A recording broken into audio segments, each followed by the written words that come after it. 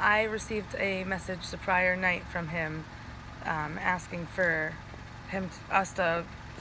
showing us his new cat, and in the midst of it said that he needed to find a new home for the dog. The next morning I received a message from him that the dog had passed, and that had triggered something in my mind that, you were just trying to get rid of him last night. Why would he have died overnight? That doesn't make any sense.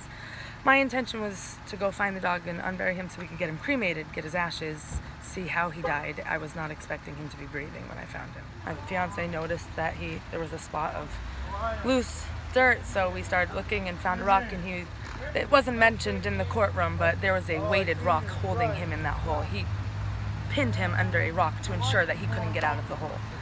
So whatever he tries to say is unbelievable.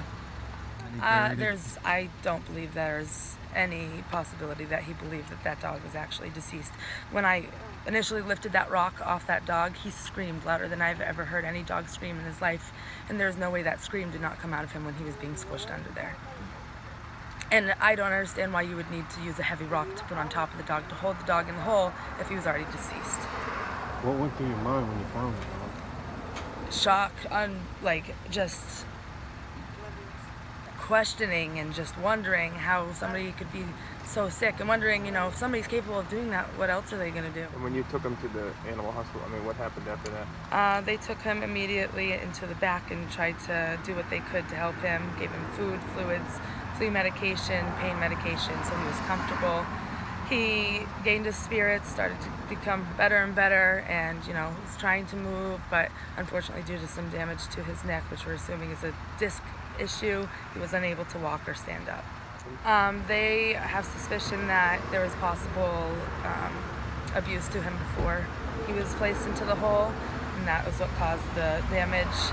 And then between that and the hypothermia, the anemia, and everything all together, and being 18 years old, it was just too much for him. So instead of making an attempt for surgeries, we opted to humanely euthanize so he could be with his original owner again.